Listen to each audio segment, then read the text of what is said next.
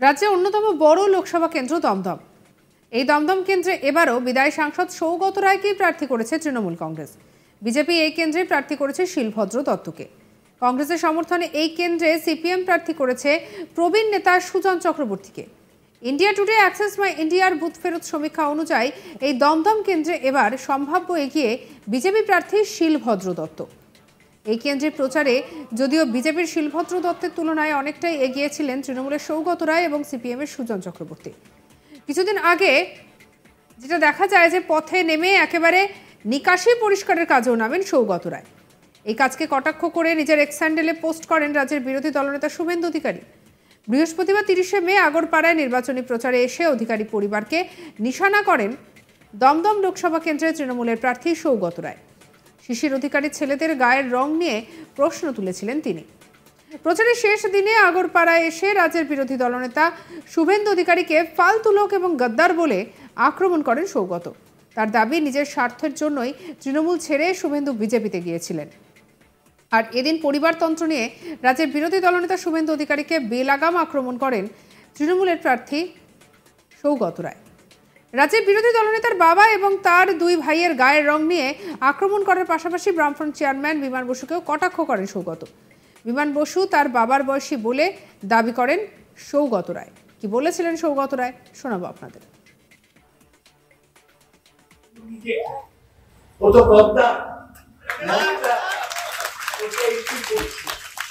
ওরা পরিবারতন্ত্রের বিরুদ্ধে বলে, শুভেন্দু নিজে ওর দুই বাপ আর দুই ভাই তাদের শুভেন্দু যখন মুক্তি ছিল তখন ওর বাপ শিশি এমপি ছিল, ওর একটা ভাই দিতেন, সে সন্ধ্যে থেকে মদ খেয়ে থাকে। এইবার তাই দিতেন থেকে মনোনয়ন দেয়। এইবার আরেকটা সৌমেন্দু, শুভেন্দুকে দেখতে ফর্সা, সৌমেন্দুকে দেখতে কালো, সৌমেন্দু দাঁড়িয়েছে। এগুলো সব হারবে। আর এদিকে প্রচারে বেরিয়ে বিজেপি প্রার্থী শিলভদ্র দত্ত কি বলেছিলেন শোনাবো আপনাদের। আমি জেতার ব্যাপারে নয়, আমি আবার বলছি প্রার্থীর নাম নরেন্দ্র মোদী। তিনিই জিতবেন, তিনিই তৃতীয়বারের জন্য প্রধানমন্ত্রী হবেন, তিনিই ভারতবর্ষকে নতুনভাবে এগিয়ে নেবেন। আমি তার প্রতিনিধি, এছাড়া কিচ্ছু নয়। আমি জেতার ব্যাপারে নয়, আমি আবার বলছি প্রার্থীর নাম নরেন্দ্র মোদী।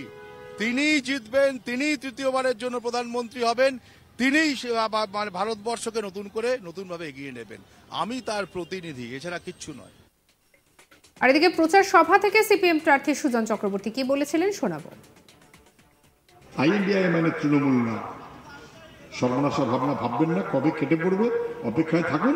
আমাদের কেউ ঠেলে বার করে দিতে পারে না। আর উনি একটা এমপি ঠেমপি আছে, যখন একটু নেতা ভাব করছেন, ঠিক আছে, বোঝা গেল, ঠেলে দিতে পারবো না। কিন্তু পশ্চিমবাংলায় তৃণমূলকে সঙ্গে নিয়ে চলার কোনো সুযোগ মানুষের নেই, আমাদেরও নেই। এটাতে কোনো দ্বিধা থাকার কোনো কারণ নেই। 19 তারিখ আইএনডিআই, ঠিক এটাই ভাবছিলাম। আমার সাংবাদিকরা বললো, দাদা আইএনডিআই বৈঠকে উনি যাচ্ছেন, নেতৃত্ব দেবেন। ঠিকই আছে। যখন শিয়ালদা থেকে ট্রেনটা ছেড়েছিল উনি ওঠেননি, আমরা জাতীয় দল কংগ্রেস। দুর্গাপুরে দাঁড়ালো রাজধানী এক্সপ্রেস, উনি ওঠেননি।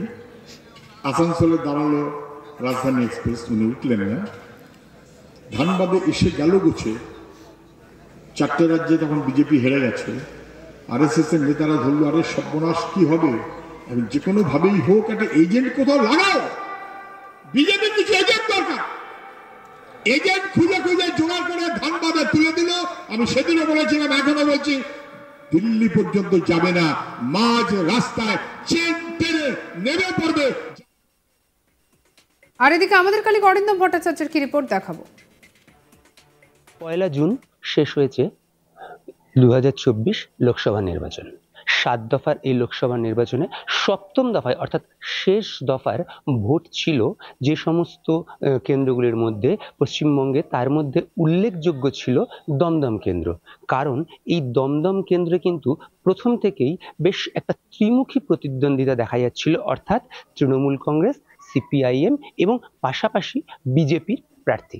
এই ত্রিমুখী প্রতিদ্বন্দ্বিতা নিয়ে কিন্তু এই যে দমদম কেন্দ্র, এই দমদম কেন্দ্রের এই এবারের যে ভোটের যে প্রতিযোগিতা, সেটা কিন্তু যথেষ্ট উত্তেজনাপূর্ণ ছিল। কারণ আমরা দেখেছি যে এই দমদম কেন্দ্রে একাধিক হিংসার ঘটনা ঘটেছে এবং একাধিক মারামারির ঘটনা ঘটেছে। কখনো সিপিআইএম আক্রান্ত হয়েছে, কখনো বিজেপির কর্মী সমর্থকরা সেখানে আক্রান্ত হয়েছে। পাশাপাশি আমরা জানি যে এই যে কেন্দ্র অর্থাৎ দমদম কেন্দ্র, এই কেন্দ্রে কিন্তু এখনো পর্যন্ত যিনি শেষ এমপি ছিলেন অর্থাৎ তৃণমূল কংগ্রেসের এমপি ছিলেন সৌগত রায়, তিনি কিন্তু 3 বার এই কেন্দ্র থেকে এমপি হয়েছিলেন। তবে এবারের যে লড়াই, সেই লড়াইটা কিন্তু যথেষ্ট কঠিন ছিল তার কাছে। তার কারণ এবারে তার বিরুদ্ধে সিপিআইএম এর পক্ষ থেকে ছিল সুজন চক্রবর্তী, যথেষ্টই হেভিওয়েট ক্যান্ডিডেট ছিলেন তিনি, এবং তার পাশাপাশি ছিলেন শিলভদ্র দত্ত অর্থাৎ বিজেপির ক্যান্ডিডেট ছিলেন শিলভদ্র দত্ত, যিনি কিন্তু এই যে ত্রিমুখী প্রতিদ্বন্দ্বিতা তার ক্ষেত্রে যথেষ্ট গুরুত্বপূর্ণ ভূমিকায় ছিলেন। কারণ না, এই শিলভদ্র দত্ত কিন্তু এক সময় তৃণমূলেই ছিলেন, তারপর তৃণমূল থেকে বেরিয়ে আসেন এবং এসে তিনি বিজেপি জয়েন করেন। আমরা এই যে ত্রিমুখী লড়াই, এই লড়াইয়ে কিন্তু যেটা দেখতে পাই যে এই শিলভদ্র দত্ত তিনি কিন্তু প্রথম দিকে সেভাবে প্রচারে ছিলেন না, বা প্রথম দিকে কিন্তু সেভাবে তিনি প্রচার করছিলেন না, কিন্তু পরবর্তী ক্ষেত্রে আমরা দেখতে পাই তার প্রচারের ঝাঁজ বাড়তে থাকে এবং এমনকি মিঠুন চক্রবর্তী পর্যন্ত তার প্রচারে আসে এবং তার প্রচারের সভা করে একাধিক জায়গায়।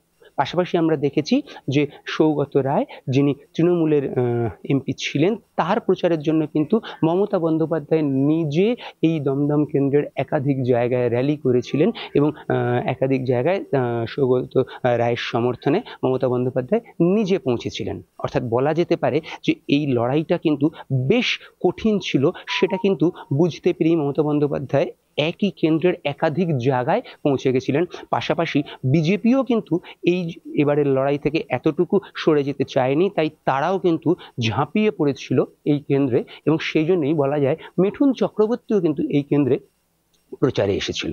এর পাশাপাশি রইলেন সুজন চক্রবর্তী, সিপিআইএম এর ক্যান্ডিডেট ছিলেন তিনি, ফলে যথেষ্ট হেভিওয়েট ক্যান্ডিডেট ছিলেন তিনি, এবং এই সুজন চক্রবর্তী এখানকার ক্যান্ডিডেট হওয়ার ফলে কিন্তু সিপিএম এর একটা বড় অংশ, যেটা বারবারই অভিযোগ করা হতো যে তাদের ভোটটা গতবারের ইলেকশনে ইয়ের দিকে অর্থাৎ বিজেপির দিকে চলে গেছিল, সেরকম কিন্তু এবারে হবে না, অর্থাৎ সুজন চক্রবর্তীর দিকেই কিন্তু এবারে তাদের সেই ভোটটা ফিরে আসবে। আর এই যদি ভোটটা ফিরে আসে, তো সেক্ষেত্রে কিন্তু যেটা অনুমান করা হচ্ছে যে তার লাভ কিন্তু অনেক ক্ষেত্রেই বিজেপি পাবে।